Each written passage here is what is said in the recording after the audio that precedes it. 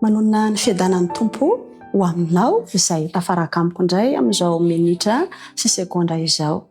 Hitondra antombavaka iray isika dia ny antombavaka valosoa ny ekena no meny mihitsy moa ny anarany dia tonontsika. Tena mandalo sedry satria mbola kely dia kamboty tazainy bebe sy dadabe dia nefa maty indray dadabe sy bebe dia manana tena hita fifaliana dia nanambady kinanjo sedra olana indray tao amin'izany fanambadiana izany. Asaiko ianao ndao iompo hiaraka hivavakintsika ho an'ny valosoa ny ekena. Vavakintsika tompoko. Jehovah tomponay io rainay, tianay, mamindra fo. Misaotra nanomezanao ny valosoa ny ekena izay manana fahatsorana naneho ny etaetapony. Nandalo fisedrana maro satria raha mbola kely dia kamboty nitaizan'ny dadabe sy bebe dia maty indray koa dadabe sy bebe ny teherana. Nanantena ahita fiainana tsara niditra tao anatin'ny tokantrano kanefa mbola misedra olana mafy ary mitady ho kivy amin'izao fotoana izao.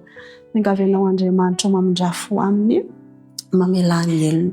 Mifinoana natahaka ny voatsinapy ary izy hianteherany sy tokiny ianao.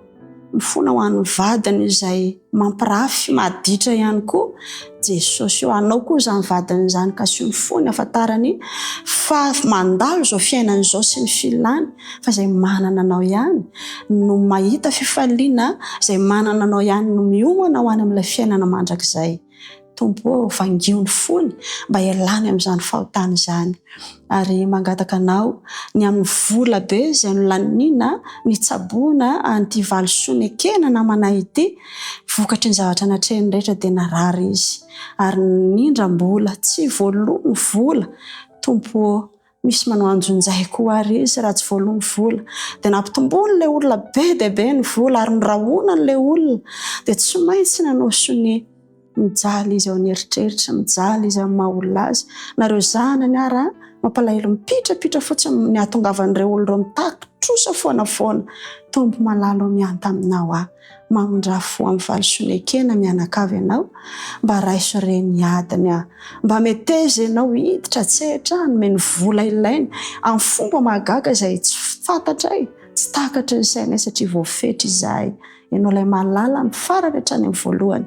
Ilay Andriamanitra tsy mba nalala faharesena. Ilay Andriamanitra tsy mba mijery anay araka ny tsy fahatanterahanay. Mety misy tsy finoana eny anelanelany eny mamindra fo. Asehoany ny herinao ary ny fahombiazana amin'ny fafana manilika an'izao trosa izao ny fomba mahagaga dia ahoman'ny fo manetry tena mba aneho ny voninahitrao amin'ny fotoana izay anliana tanteraka anampianao azy amin'ny fanefanana izany trosa rehetra izany. Misy andrata Jesosy eo anivony ity tokantrano ity ianao mba ho tokantrano mahatamananao sy ny anjely izany tokantrano izany. Tokantrano hiomana ny amin'ny fiavianao tsy ho elaka na hivalosoa ny ekena na ilay vadiny nareo zanany dia mba ahita fifaliana, ahita ny fidirana ao an-tsehatra amin'ny fiainana izy ireo. Ny anarantsy olona efa tianay Jesosy. Amen.